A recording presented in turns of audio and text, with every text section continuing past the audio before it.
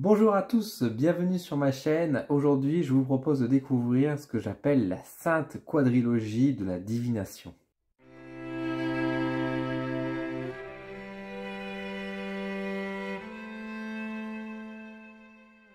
Comme vous le savez, je possède quand même maintenant beaucoup de jeux d'oracle et de tarot également. Et au fur et à mesure de mon expérience personnelle, à travers aussi ce que j'ai pu voir à travers d'autres pratiquants, à travers les salons, que ce soit sur internet également, un peu les avis et les retours, il y a des jeux qui ressortent plus souvent que d'autres. Et aujourd'hui, j'en suis arrivé à une conclusion qui peut être modifiée par la suite, hein, rien n'est figé dans le temps, mais en tout cas qui va venir parler de cette fameuse sainte quadrilogie, ces fameux jeux qui pour moi sont devenus des best-sellers, des jeux cultes, des jeux un peu indispensables maintenant dans la divination.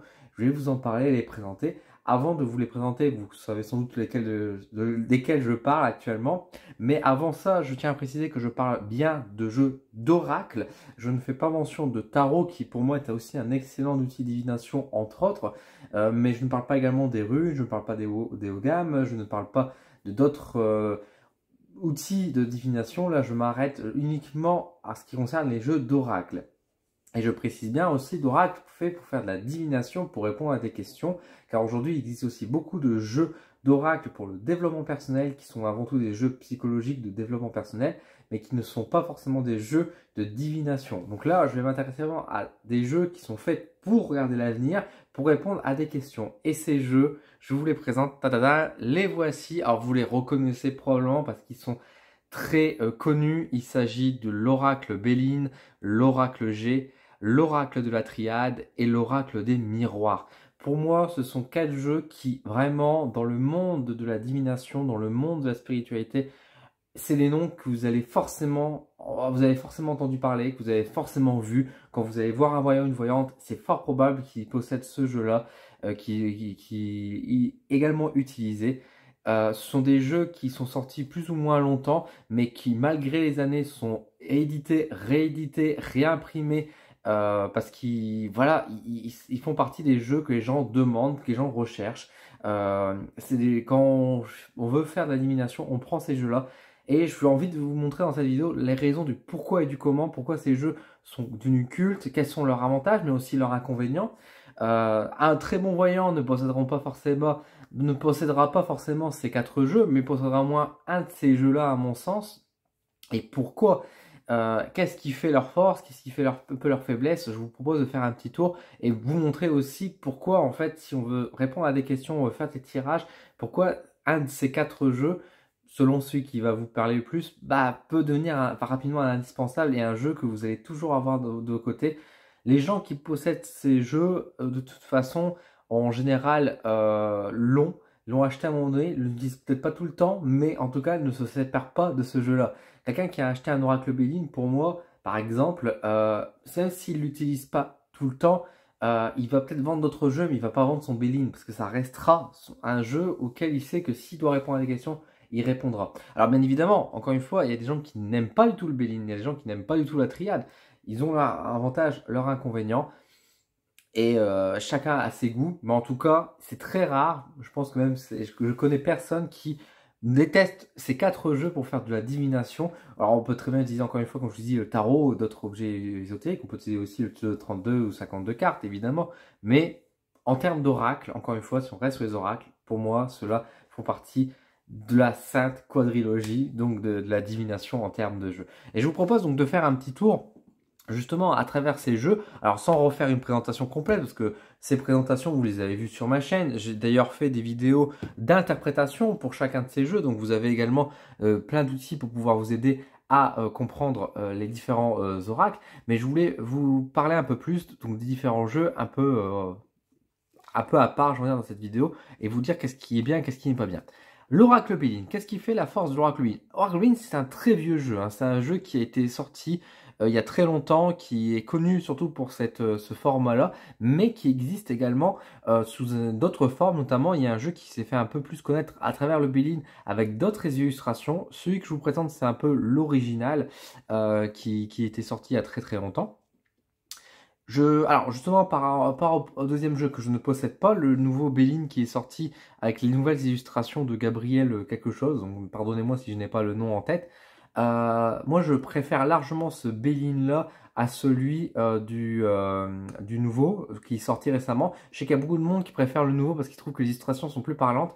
Je trouve que c'est pas tout à fait ça. Le Belline, ce qui fait sa force et qui peut être aussi un reproche pour beaucoup de monde, c'est que le Belline, c'est un jeu qui peut se montrer très dur. C'est un jeu qui est franc, c'est un jeu que quand vous tirez les cartes avec, c'est un jeu qui va venir piquer, qui va venir dire les choses. Si vous êtes malade, il va vous le dire. Si vous n'êtes pas bien, il va vous le dire. Si vous êtes dans la merde, il va vous le dire. Et ça, j'ai remarqué qu'il y a des gens qui n'aiment pas justement ce genre de jeu parce que c'est un jeu qui est parfois un peu trop dur. Et justement, je trouve que le dernier Belline qui est sorti avec ses autres illustrations, je vous ferai peut-être un petit montage pour vous montrer à quoi ça ressemble sur la vidéo, mais je trouve que l'illustration dénote complètement, parce que même s'il reprend la symbolique qui est sur les cartes, par exemple là, la carte de la ruine, effectivement sur le nouveau Belline, il me semble que c'est une tour également qui est en train de se détruire, ou une tour en feu, mais le problème c'est que je trouve que le jeu perd toute son énergie dure et devient un jeu très doux en fait, malgré les cartes, et je trouve qu'on n'est pas du tout dans les mêmes énergies. Euh, Parce que, en parlant d'énergie, effectivement, pour chacun des jeux, il est important de nous souligner quand même qu'ils ont leur propre énergie, ce qui fait aussi la différence de beaucoup de jeux d'Oracle. Le Belline, voilà, c'est un jeu qui est franc, qui peut être dur, mais qui au moins a le mérite d'être très précis, de ne pas cacher la vérité, de dire les choses. Et ça fait une de ses plus grandes forces. Également, c'est vrai que le format des cartes, c'est un petit format. C'est con à dire, mais c'est le fait que ce soit des cartes de cette taille-là, ça se met partout, c'est facilement transportable. C'est un jeu qui est très complet. Alors, je sais plus combien de cartes, il me semble qu'il y en a 56, il me semble. Mais bref, c'est un jeu qui est vraiment extrêmement complet, avec des illustrations qui certes peuvent être parfois un peu construites comme vieillottes, mais moi je trouve qu'elles restent quand même assez fortes symboliquement et compréhensibles, laissant l'interprétation assez ouverte, donc ça c'est toujours bien.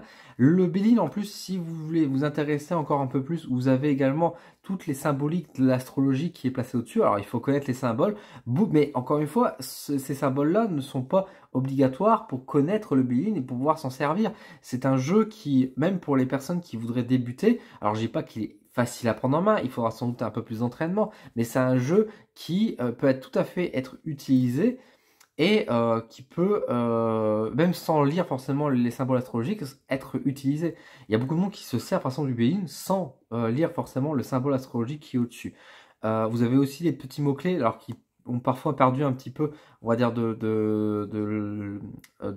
comment dire, par exemple la carte de la renommée, c'est vrai que c'est des choses qu'on ne revoit plus forcément, mais qui restent quand même toujours assez parlants pour certains aspects de vie.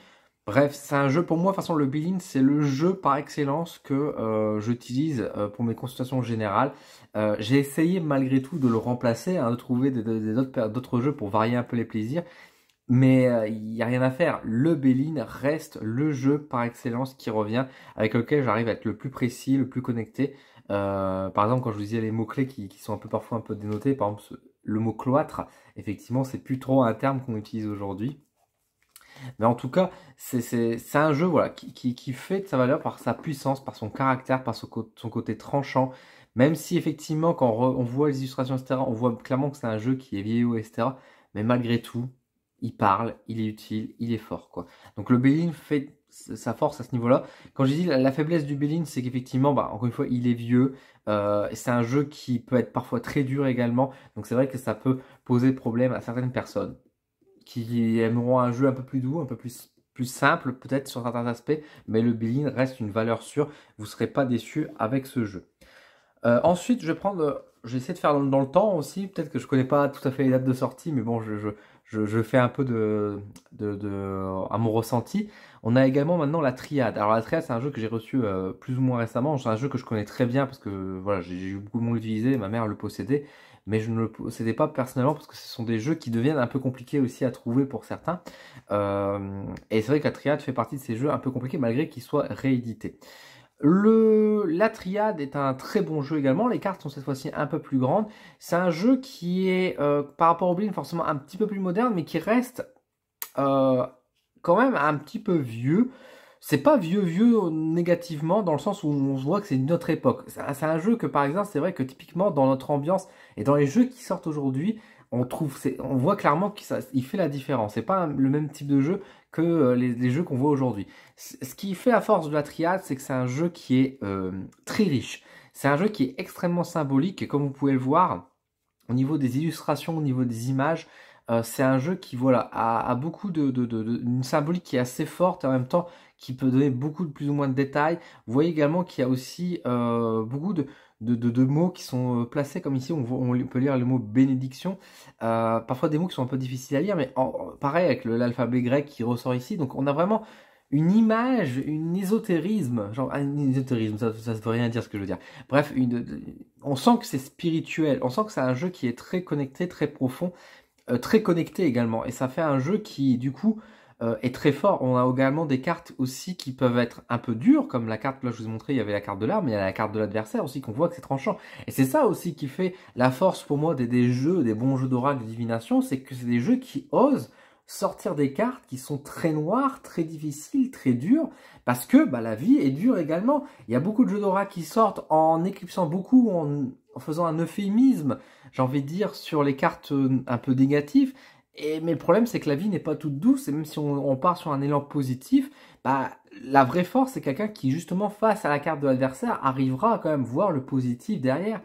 Et c'est une leçon aussi qui en ressort, et c'est ça aussi qui fait la force de la triade, c'est que c'est un jeu qui n'est pas forcément aussi dur, je trouve, que le Being, mais qui est capable d'être dur, de donner des messages forts, symboliquement très, très puissants. C'est un jeu qui est très bien accompagné également avec des outils il y a un livre qui accompagne souvent la triade et qui a, au dire, je ne le possède pas, mais qui est excellent a priori, qui permet de pouvoir détailler beaucoup plus loin. C'est un jeu aussi où il y a une force aussi à travers les numéros qui sont assez visibles, qui sont assez marqués, qui permet aussi de pouvoir faire de la datation. Ce qui est un peu plus compliqué avec le Bélin, de faire la datation, quoique on peut encore le faire, mais c'est vrai que là, avec les numéros qui... Pourtant, des jeux avec des numéros, il y en a, mais c'est vrai que la triade, j'ai souvent entendu des gens faire de la datation avec la triade grâce au chiffre qui est posé à côté. Donc, comme quoi, vous voyez, c'est quand même un jeu qui fait parler de lui. Les illustrations, encore une fois, sont très riches, sont intéressantes, sont profondes. Ça fait, pour moi, un des jeux, pareil, le format, c'est un format tarot, c'est un très bon format. C'est un jeu qui est très complet et qui permet vraiment de pouvoir détailler et qui permet d'avoir à la fois, j'ai envie de dire, la richesse de la tradition de l'ancien, tout en apportant la modernité à travers l'illustration. Donc c'est un jeu qui reste tout à fait très utile et très fort aujourd'hui. L'Oracle G. L'Oracle G, c'est un jeu qui fait un peu plus débat, j'ai envie de dire, même si beaucoup de monde l'utilise. L'Oracle G, la force de ce jeu vient principalement de sa simplicité. Voilà, de sa simplicité au niveau des illustrations et qui permet en fait d'avoir un jeu extrêmement intuitif. Vous voyez que sur la carte, il n'y a pas de mots, il n'y a pas de message. On a juste un petit numéro qui se place de temps en temps sur la carte pour donner le sens de la carte. Mais des cartes d'ailleurs qui peuvent se lire à l'endroit et à l'envers, ce qui est beaucoup moins le cas avec le Bélin ou avec la triade. Alors attention, on peut très bien faire une lecture des cartes du Bélin de la triade à l'endroit ou à l'envers, selon qu'on veut. Mais là, l'oracle G, directement sur certaines cartes, comme par exemple les cartes de personnages, on va en parler, on voit tout de suite que selon le sens, ça peut donner un détail de plus. Et c'est ça qui fait un peu l'originalité et la force de notre jeu, c'est que bah, les cartes peuvent avoir une forme de double sens en fait. Tout comme celle-ci qui est censée donner la sexualité, par exemple, des enfants à naître. Bon, c'est pas forcément, on peut l'utiliser autrement, bien évidemment. Mais vous voyez qu'on a du coup ces choses-là. Comme je vous ai dit, des illustrations qui sont très simples et qui permettent de pouvoir en fait à la fois d'avoir une interprétation, mais qui est très ouverte. Quand on a ce cœur, par exemple, qui est là, on peut dire beaucoup de choses. Ça peut penser à l'amour. On a ce point d'interrogation qui peut parler au doute. Un peu ce côté de séparation, on ne sait pas trop. On reconnaît les morceaux. On a vraiment, sur une seule carte, beaucoup d'interprétations possibles. Et du coup, ça fait un jeu extrêmement intuitif. Là où la triade et le Bélin est peut-être un peu plus carré sur certains aspects, même s'il laisse parler beaucoup l'intuition, c'est vrai que là, le G laisse énormément de place à l'intuition. Donc c'est vrai que c'est un jeu qui, du coup, fait sa force, sa faiblesse, parce qu'il y a des gens qui n'aiment pas du tout le G, parce qu'ils n'y arrivent pas à le traduire, parce que justement, c'est un jeu qui donne très peu d'informations. Même ce qui accompagne l'oracle G en général, bah, il n'y a pas grand chose. Le livret, à mes souvenirs, c'est juste un mot. Là, on a une carte là qui vont dire juste, bah, richesse, quoi. Enfin, c'est même pas richesse, là, ce serait argent. Enfin, argent, gain. C'est tout. On n'aurait même pas beaucoup de mots en plus. Donc c'est vrai que c'est un jeu qui peut être très perturbant parce que c'est un jeu qui nous dit, voilà, hop, on te le donne le jeu et débrouille-toi avec ça. Mais du coup, ça laisse beaucoup d'outils d'interprétation, ça force à travailler son intuition, et c'est ça qui donne, on va dire, son originalité. Surtout en plus avec des images comme par exemple cet éléphant, bah, c'est vrai que sans connaître la symbolique de l'éléphant, sans connaître forcément ça, bah, quand on a cette carte-là devant le nez, si on donne rien, on dit voilà, juste traduit maintenant, ça peut paraître effrayant. Alors qu'en réalité, quand on regarde ça, bah, on peut avoir différentes interprétations. On peut avoir ce côté, bah, la force de l'éléphant, le côté coup de main, là on sent il y a une sorte d'une branche d'olivier, on pourrait dire voilà, c'est une sorte de bénédiction. On dirait que dans sa forme, l'éléphant est plutôt amical et qu'il essaie de donner un coup de main ou un coup de trompe. Ça peut penser à la tromperie, pourquoi pas, si on veut faire l'analogie avec la trompe. Donc vous voyez qu'on a quand même une grande possibilité d'interprétation, ce qui fait la force de l'Oracle G. L'Oracle G aussi, c'est un jeu aussi où il possède des cartes aussi qui permettent d'être assez précis, comme par exemple les cartes des saisons. On retrouve une carte par saison, ce qui permet, pareil, dans la notion de temps, de pouvoir donner des saisons ou donner la symbolique de la saison. Mais on a également des cartes, comme je vous ai montré juste avant, des cartes personnages. On a les cartes, donc, jeune homme, homme adulte et homme vieux, comme on a pour les femmes, jeunes femmes, femmes adultes et femmes âgées. Ce sont des cartes qui sont parfois, qui deviennent pour moi un peu problématiques avec le temps également, sur différents aspects. Disons que les cartes des personnages sont toujours un peu... Dans un sens, c'est pratique parce que ça permet de dire, ah voilà, vous avez un jeune garçon ou une personne plus jeune avec vous, ça permet de détailler, d'avoir des détails comme ça. Mais c'est vrai que dans certains tirages, les cartes personnages, et ça peut être un défaut, peuvent être chiantes à apparaître, surtout quand par exemple on a le vieux et puis on a le jeune qui sont en même temps et que ça parle pas en fait, on sait pas trop pourquoi on nous évoque ce genre de choses. Ça peut parfois être un peu brouillon, ça peut être parfois un peu casse-pied, ça fait partie des difficultés, tout comme par exemple sur un autre aspect, par exemple c'est bête, hein, mais c'est dans un élan de modernité et d'ouverture au monde, c'est vrai que du coup tout ce qui est les non-binaires, les personnes de transidentité, etc., ça peut être, bah, ça peut gêner, ça peut bloquer parce qu'effectivement il n'y a pas forcément une représentation d'une personne à ce niveau-là. Bon, c'est un point à souligner, c'est que ça reste quand même une minorité de cas, évidemment. Ça ne veut pas dire pour autant qu'on doit les ignorer, hein, loin de là. Mais c'est vrai que ça peut être aussi un défaut de ce jeu à ce niveau-là. Mais après, encore une fois, l'Oracle G reste un jeu intéressant pour la divination. Et enfin, nous avons donc l'Oracle des miroirs, beaucoup plus récent, beaucoup plus moderne, mais qui arrivait à se faire un nom. L'oracle des miroirs, donc le principe justement de chaque carte est un miroir qui renvoie vers une idée, vers une ouverture au monde, etc. La force de l'oracle des miroirs, c'est par sa simplicité. C'est un très bon jeu pour les débutants. C'est un jeu qui donne aussi beaucoup de détails sur la symbolique. On voit l'évolution avec l'escalier, l'âge, on voit aussi avec les Cro-Magnons derrière, c'est assez rigolo, la stabilité, être sur le fil, on voit les différents cycles qui peuvent penser à la santé, mais également l'émotionnel. Enfin, vous voyez le côté théâtre, enfin... Vous voyez que chaque carte, par rapport aux mots-clés et à l'illustration, c'est très parlant, mais en plus, ça permet de vraiment donner d'excellents détails, de donner beaucoup d'informations. C'est un jeu qui est simple d'utilisation, un bon format, et pour le coup est récent. Et récent, contrairement aux autres jeux qui pouvaient être un petit peu vieillots. Par exemple, quand on regarde la carte de la correspondance, là on a vraiment un petit téléphone, alors même si ça commence à devenir vieux, ce petit téléphone, mais voilà, on a les lettres qui sont là, mais on a également l'ordinateur et l'email qui donnent aussi, bah, du coup, une énergie beaucoup plus connectée, beaucoup plus présente à notre période d'aujourd'hui.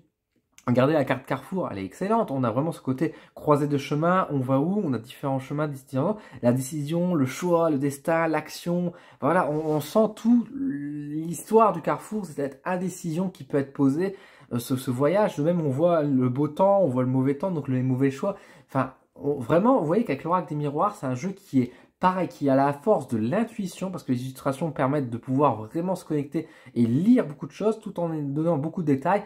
Même quand on cale et qu'on a du mal à se connecter, on peut, en se posant 2 secondes devant les cartes, en analysant, en se raccordant sur certains détails, donner des informations précises. Donc l'oracle du miroir permet d'avoir ce côté moderne, ce côté traduction facile. Pour moi, c'est mon premier jeu d'oracle d'ailleurs. Donc c'est vraiment un jeu pour moi, c'est un peu un jeu chouchou, c'est un jeu coup de cœur, c'est un jeu que voilà qui me parle énormément. Et c'est un jeu qui est profond aussi. Il y a quelques cartes qui sont assez fortes, comme par exemple la carte de l'échec. La carte de l'échec, bah, on montre un vrai échec. On est dans le noir, alors on est sur le jeu d'échecs, mais on a vraiment ce côté du roi qui est tombé, qui peut penser aussi beaucoup à la mort, des choses comme ça. Donc vous voyez qu'on est quand même des cartes aussi très très fortes, avec le miroir magique qui au contraire est très positif. La carte, on a des cartes qui peuvent à la fois avoir un sens beaucoup plus positif, des cartes plutôt négatives, et des cartes qui sont assez neutres, qui permettent justement aussi de pouvoir faire des tirages assez faciles. Regardez la carte de la trahison, elle est assez forte. Ce côté coup de couteau dans le dos, c'est quand même assez fort. Et en plus, vous voyez qu'au niveau de la position des cartes aussi, on peut facilement connecter les cartes avec justement les uns avec les autres selon leur position. Bref, c'est un jeu qui est pour moi excellent et très pratique et qui pour le coup aussi très ouvert aux débutants. Là où justement je trouvais que là, par exemple chez la Triade ou même chez le Béline ou même le G, ce sont des jeux qui peuvent être assez complexes à traduire. Autant je trouve que l'Oracle des Miroirs, je trouve qu'il est facile en fait. Je trouve qu'il est très bien pour les débutants. Bref, nous avons du coup ces 4 jeux, comme je vous ai dit, qui est excellent. Je vous ai donné les raisons du pourquoi, je vous ai donné un peu les défauts également de ces différents jeux. J'ai pas trop parlé des défauts du miroir, mais en réalité, moi je trouve que le miroir, bah, encore une fois, n'a pas forcément de gros défauts à ce niveau-là. Peut-être au niveau de la datation, effectivement, qui peut être un petit peu juste. À part, on n'a pas beaucoup de cartes de saison, des choses comme ça, donc c'est un peu un de ses défauts. C'est la datation avec le miroir. Mais chacun des jeux, malgré ses défauts, reste très fort et très intéressant. Si vous cherchez à faire de la divination, c'est une question qu'on me pose parfois, dire c'est quoi le meilleur jeu pour faire la divination? C'est quoi le jeu à apprendre, etc. Moi, j'ai beaucoup de jeux qui sont intéressants. Il y a des jeux qui sont intéressants pour les débutants, ça dépend ce que vous voulez faire. Mais si vous voulez faire de la divination pure, si vous voulez regarder l'avenir, si vous voulez répondre à des questions, je vais vous présenter ces 4 jeux-là de toute façon en disant prenez celui qui va vous plus le parler. Alors en général, les gens ont un peu de mal avec le Béline en se disant ah il a l'air un peu dur, la triade a l'air complexe, le G ça a l'air un peu fouillis, on sait pas trop où aller. Le miroir ça va encore, les gens disent ouais ok le miroir ça a l'air d'aller.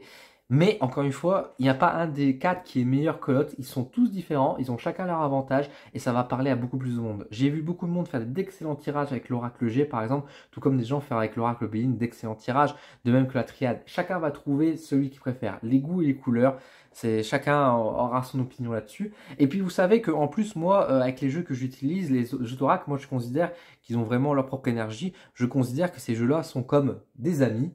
Bon, sans aller trop dans ce délire-là, disons plutôt qu'ils ont chacun leur énergie et leur caractère, dans le sens où, effectivement, le Béline, il est mordant. Et je sais que quand je dois répondre à des questions un peu plus dures, ou je veux une réponse très cash, très précise, je vais me tourner plutôt du Béline que le miroir. En général, le miroir va être plutôt gentil, il va me montrer le côté positif, l'optimisme, etc.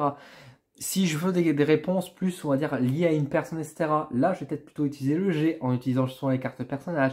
Si je veux des cartes qui veulent me parler un peu plus énergétique, un peu plus une énergie, à parler d'un blocage, des choses comme ça, la triade sera très bon. Chacun a son petit caractère, chacun est utile. Ils peuvent tous répondre à la même question, mais chacun ne va pas dire la même réponse, parce que chacun vont dire une façon, une vision des choses sur la situation en question, et ils auront tous raison. Et en même temps, ils vont chacun apporter leur petite précision. Ces 4 jeux forment pour moi donc cette fameuse sainte quadrilogie, cette quadrilogie du coup de la divination d'oracle. Ça ne veut pas dire que par la suite il n'y aura pas d'autres oracles qui vont sortir, qui ne va pas prendre leur place. Il y aura peut-être un 5e qui va sortir. C'est un peu le rêve en fait de chaque, je pense, créateur de jeu, de proposer un oracle qui soit aussi connu, aussi fort et aussi utile que l'oracle, un de ces 4 oracles. Beaucoup ont essayé, très peu ont réussi. Et encore une fois, la force fait que ce sont des jeux qui sont à la fois énergétiquement, ils sont très bien réfléchis, très connectés, ça c'est important. C'est pas des jeux qui ont été faits pour le business, c'est des jeux qui ont été faits pour être utilisés dans des pratiques divinatoires. C'est des jeux qui ont été réfléchis à ça, donc déjà grande force. Ce sont des jeux qui sont intuitifs, connectés, c'est des jeux qui sont précis, c'est des jeux qui sont équilibrés aussi en termes de nombre de cartes, en termes d'éléments, de choix de thématiques qui ont été utilisés, qui parlent de différents domaines. C'est des jeux qui peuvent répondre facilement à des questions, qui c'est assez rapide et précis pour répondre. Bref, ce sont des jeux, encore une fois, qui ont eu tout un travail et qui fait que malgré le temps, parce que le Béline, je sais pas quel âge il a, la Triade, je crois qu'il va bientôt avoir plus de 30 ans. Donc c'est des jeux, vous voyez, qui quand même commencent à avoir quand même de l'âge et malgré tout, encore aujourd'hui, on les utilise, on pratique malgré l'énorme quantité, l'énorme masse de jeux qui peuvent être utilisés, qui peuvent sortir aujourd'hui. À chaque fois, on va revenir là-dessus, quoi. Donc c'est pour ça, si un jour vous cherchez un jeu divinatoire, Vous regardez ces 4-là, vous regardez celui qui vous parle le plus, celui qui vous appelle le plus, ou vous prenez les 4 hein, si vous avez envie de vous faire plaisir. Mais n'hésitez pas en tout cas, ce sont d'excellents jeux. D'excellents jeux qui parfois deviennent un peu compliqués à trouver parce que comme je vous dis par exemple la triade, elle se fait un petit peu rare et parfois ça peut être très cher. J'ai déjà vu la triade parfois à 80 €. Il y a des rééditions qui sortent mais c'est pas forcément les mêmes cartes donc il faut faire attention. Tout comme le Belin, par exemple le Belin je crois qu'il est passé dans le domaine public. Du coup il y a plein de personnes qui se permettent de faire des Belin, des choses comme ça. Attention quand vous achetez le jeu de vérifier si c'est bien la version qui vous intéresse. Donc de bien regarder le format, la qualité des cartes etc. Tout comme le G, alors le G c'est un peu plus... Le G lui il y a moins de versions, il y a juste cette version là que j'ai moi qui était une version spéciale anniversaire où il y avait la dorure sur le côté, mais sinon à part ça, ça reste les mêmes formats. L'Oracle des miroirs, il existe différentes versions des miroirs, il y a une version différente où on va retrouver des numéros avec les cartes. Alors personnellement je sais pas ce que ça donne, est-ce que ça fait un peu un effet comme la triade de permettre du coup de jouer avec les numéros? Pourquoi pas, ça peut être utile. Maintenant, c'est vrai qu'il y a une édition qui revient chez Grimaud, du coup, cette édition-là, qui n'a pas les numéros. Pour moi, ce n'est pas très grave. Ça reste quand même les mêmes jeux. Le principal, c'est de prendre la version qui vous parle et qui vous plaît, et avec lequel vous arriverez à répondre et à traduire les interprétations. Voilà, donc voilà pour cette petite vidéo. J'espère que ça vous a plu, en tout cas, que je vous présente cette fameuse sainte quadrilogie, comme j'en parle. Si vous avez des questions concernant ces oracles, si vous voulez en savoir plus, si vous avez un doute ou quoi, n'hésitez pas à me le dire en commentaire. Si vous possédez ces jeux, qu'est-ce que vous en pensez? Peut-être que vous avez un avis différent, vous allez me dire « Ah, moi j'ai le Belin, mais je n'ai pas du tout aimé le Belin, je ne le supporte pas. » Et dites-nous pourquoi. C'est intéressant d'avoir une vision des choses plus globale. C'est pas parce que je dis que le jeu est très bien que ça veut dire qu'il va vous correspondre encore une fois. Et c'est important aussi d'avoir des avis différents pour voir un peu ce que ça peut donner. Si vous voulez savoir un peu plus travailler avec les différents jeux que je vous ai présentés ici, n'hésitez pas également à faire un tour sur ma chaîne YouTube où je vous ai présenté chaque jeu et je vous ai donné également des vidéos d'interprétation pour chaque jeu pour pouvoir vous aider justement dans vos tirages. Voilà, et j'ai fait également des vidéos qui s'appellent association de cartes qui permettent justement de pouvoir, quand des cartes sont combinées, de faire des associations ensemble. Écoutez, merci beaucoup. Je remercie également toutes les personnes qui sont abonnées au Coup de pouce d'Odin et qui me soutiennent donc financièrement chaque mois. Merci beaucoup pour votre confiance et votre soutien qui est important pour moi. Et sur ce, bah écoutez, je vais vous laisser. Prenez soin de vous, pardon, et je vous dis à très vite sur ma chaîne. À bientôt.